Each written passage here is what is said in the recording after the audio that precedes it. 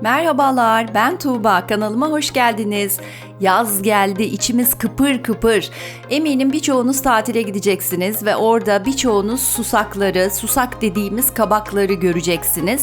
Belki onlardan edinip boyamak isteyebilirsiniz diye düşündüm. Bunun için size iki tane farklı teknikle yapılan iki ayrı video yayınlayacağım. Bunlardan ilkiyle şimdi karşınızdayım. Keyifli seyirler. Güzelce temizlediğim kabaklarımla öncelikle astarımı attım. Astardan sonra çalışmak istediğim rengi sürüyorum. Susaklarımı güzelce temizledim. Bildiğiniz gibi astar katını öncelikle atıyorum. Daha sonrasında seçtiğim rengi astar katın üstüne çalıştığımda hem boyam daha sağlam kalıyor hem de daha uzun ömürlü oluyor. Birinci çalıştığım teknik dekupaj tekniği. Gene arzu ettiğiniz herhangi bir pirinç kağıt veya peçeteden veya çalışmak istediğiniz ince bir kağıtla çalışabilirsiniz. Desenlerinizi çıkartın, istediğiniz şekilde kendi yaratıcılığınıza göre yapıştırın. Dekupaj tutkalıyla tabii ki. Daha sonrasında gönlünüze göre nasıl çalışmak istiyorsanız devam edin. Desenimi yapıştırdıktan sonra renkler bana birazcık soluk geldiği için kendim akrilik boyalarımla onları canlandırmak istedim. Gönlüme göre boyadım. Siz de nasıl istiyorsanız bu tarz şeyleri çalışırken istediğiniz kadar esnek olabilirsiniz. Hata yapmaktan kesinlikle korkmayın. İnanın bana çok zevk alarak çalışacaksınız.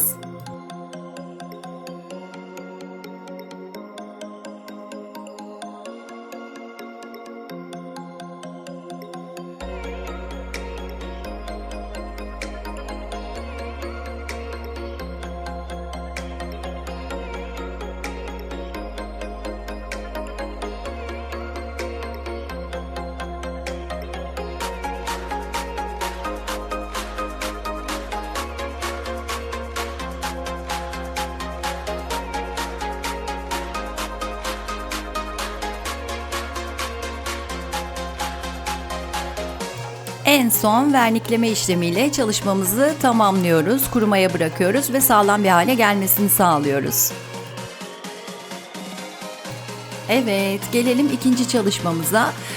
Elimde çok küçük bir kabak, susak daha vardı. Bunu ne yapabilirim diye düşündüm. Bunu bana getiren arkadaşımın ilkokulda bir kızı var. Ona bir sürpriz yapmak istedim açıkçası. Nasıl olsa içinde küçük çekirdekleri de var kabağın ve çok rahat ses çıkartır diye düşünerek Latin Amerika'ya özgü bir müzik aleti olan marakas yapmak istedim elimdeki imkanlarla. Zamanım kısıtlı olduğu için açıkçası biraz aceleye geldi. Yetiştirmem gerekiyordu sevgili Ece'ye verebilmek için. Ama bence yine de güzel oldu diye düşünüyorum. Bakalım siz beğenecek misiniz? Aslında vaktim daha fazla olabilseydi eğer yetiştirmek için hani zaman konusunda bir sınırlamam olmasaydı altına tabii ki bir sopa veyahut da bir tahta parçası ya da ona göre belki bir rulo bir şey düşünebilirdim. Ama dediğim gibi vaktim çok sınırlıydı. O yüzden elimde küçük bir süt şişesi, plastik süt kabı vardı. Onu değerlendirmek istedim.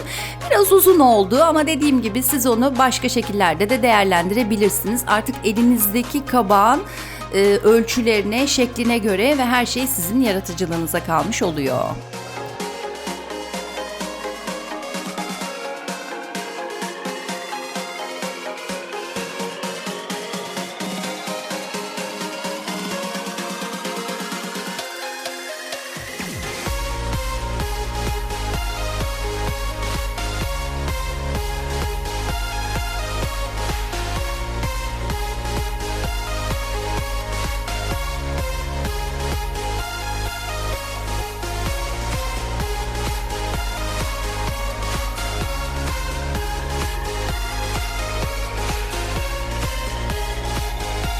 Evet, bu videomun sonuna geldim. Umarım sizler de benim kadar keyif almışsınızdır izlerken. Çünkü ben yaparken inanılmaz keyif aldım.